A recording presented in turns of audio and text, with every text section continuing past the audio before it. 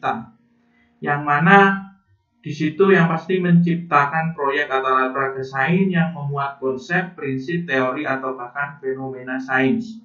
Untuk poin yang kedua, dapat juga proyek atau alat peraga sains ini dapat menampilkan bentuk asli ataupun modifikasi menjadi sebuah model tertentu.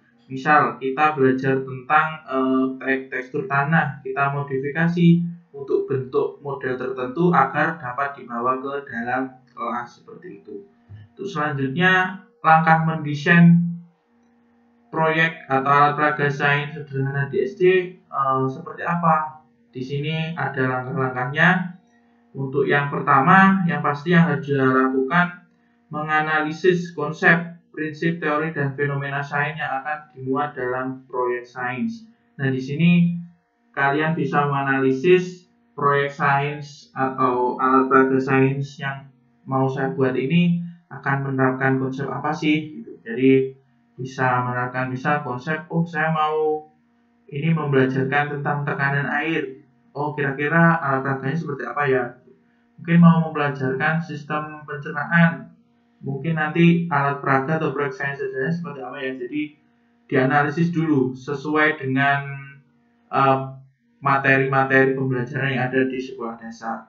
Kemudian poin kedua, memilih proyek apa yang sesuai dengan muatan tersebut dengan memperhatikan 3 poin kelayakan dari sebuah proyek sains, yaitu kepraktisan, apakah media atau alat peraga itu praktis digunakan, praktis untuk digunakan sebagai pembantu menjelaskan materi. Kemudian teknis berkaitan dengan apakah ini sesuai dengan pembelajaran di SD, apakah ini dibuatnya memang mudah dan lain-lain. Kemudian untuk biaya, terkait biaya itu opsional, dalam artian rekan-rekan mahasiswa bisa menggunakan bahan bekas atau mungkin barang-barang yang dapat digunakan kembali seperti itu. Untuk poin ketiga, ketika setelah kita sudah menentukan poin pokok hasil analisis konsep apa yang mau diterapkan, kita buat petunjuk teknis rancangan proyek sains. Petunjuknya gimana? Seperti kita membuat percobaan sains ya, langkah-langkah kegiatan seperti itu.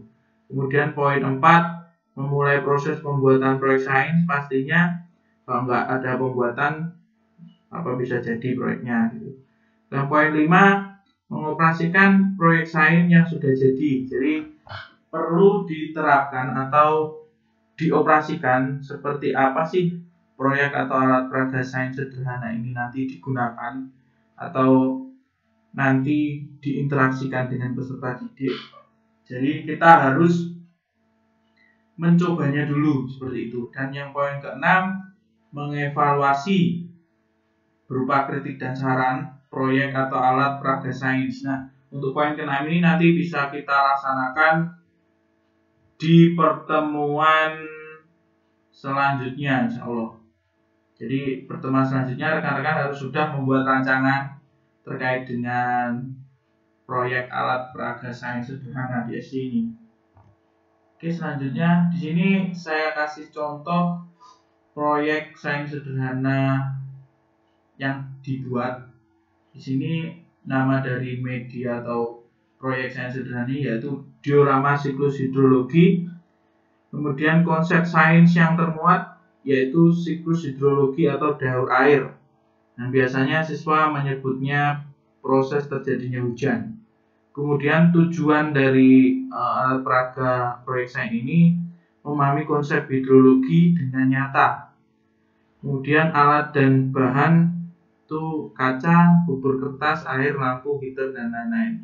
Untuk prosedur pembuatan inilah yang merupakan teknis penciptaan atau pembuatan dari hidrologi. Rekan-rekan mahasiswa harus menyebutkan langkah-langkah yang harus dilakukan sehingga alat peraga itu jadi dan bisa digunakan. Di sini saya hanya menyebutkan beberapa tahap contohnya. Yang pertama, membuat tutup kaca menjadi sebuah akuarium. Langkah kedua, membuat diorama alam, yaitu kenampakan alam buatan dari buku kertas dan seterusnya, seperti itu. Itu terkait dengan prosedur pembuatan. Kemudian untuk bentuk dari media ketika sudah jadi seperti gambar berikut, yang mana di situ bernama diorama sikut hidrologi atau daur air. Di situ membawa fenomena siklus daur air ke dalam kelas, yang mana anak mengenalnya sebagai proses terjadinya hujan. Seperti itu. Kemudian lanjutan untuk langkah kerja. Nah, langkah kerja ini berkaitan dengan bagaimana media itu bekerja, menjelaskan konsep-konsep IPA atau konsep-konsep sains. Nah, di sini saya sebutkan untuk langkah kerja media diorama itu tadi, yang mana diorama itu sangat menggambarkan kenampakan alam. Di situ ada gunung, tumbuhan, ada danau dan lain-lain.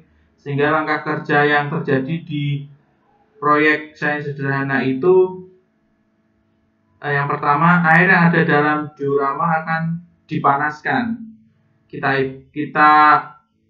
Kita menunjukkan proses pemanasan yang dilakukan oleh matahari ke segala macam makhluk hidup yang ada di permukaan bumi, sehingga di situ akan terjadi penguapan. Poin yang kedua, di dinding atas diorama di situ sudah terdapat es batu, yang mana es batu itu menunjukkan fenomena bahwa semakin tinggi atmosfer maka semakin rendah suhu di sana. Jadi itu poin kedua. Poin ketiga, ketika penguapan terjadi, uap akan naik dan menyentuh dinding atas diorama.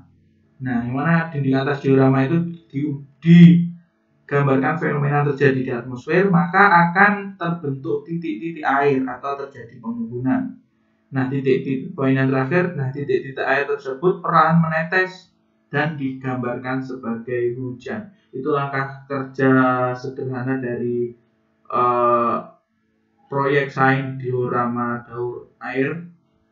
Itu, sedikit demonstrasi yang dapat saya perlihatkan terkait dengan pengaplikasian media ini ada di video berikut. Silahkan dicermati.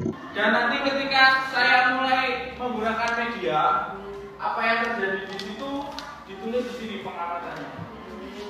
Bisa dipahami? Bisa saya mulai sekarang? Saya mulai menggunakan media sekarang ya? Bisa? Bisa. Oke, saya mulai ya.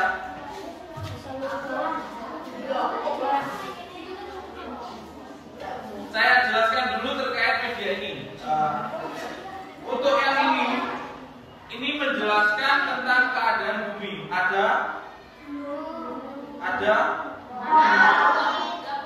pohon dan dan ini ada danau. Bisa laut, bisa danau. Ini permukaan bumi yang tertutup oleh air. Ada itu ya. Untuk yang ini apa? Kotak kaca ini kita misalkan apa? Langit bisa. Kita misalkan lapisan udara di bumi, namanya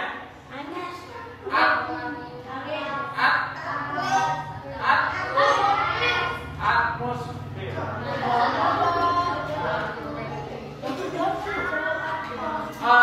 Kondisi di atmosfer itu sangat dingin ya. Diketahui kondisi atmosfer itu sangat dingin. Oleh karena itu permukaan sini nanti saya kasih ini menandakan bahwa di atas atmosfer itu permukaannya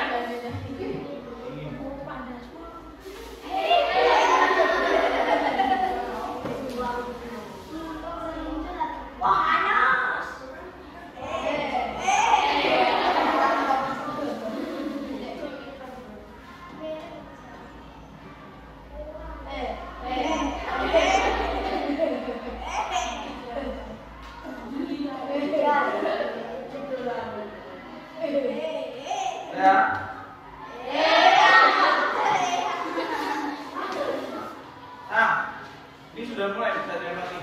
Nah, di sini cahaya matahari menyinari bumi lalu memanaskan semua yang ada di permukaan bumi, termasuk tumbuhan tumbuhan, lalu air, entah itu di danau, di sungai,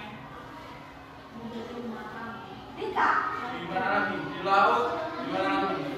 Nah, sekarang bisa mulai mengamati. Hasil pengamatan ditulis di bawah gambar.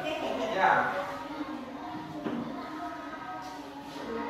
Silakan mengamati dari situ apa mendekat.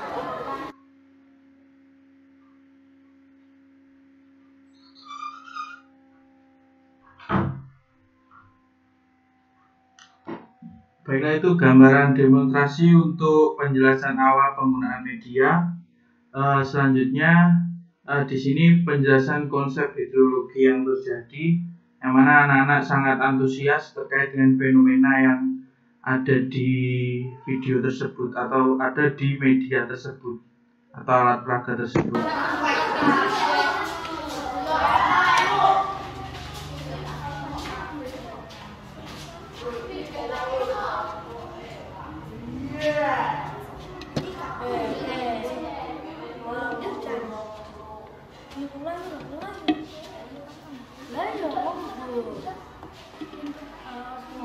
Apa? Terjadi apa, Mas? Ngembun? Ya bisa ditulis di daftar sambil menulis ya apa yang kalian amati, apa yang terjadi.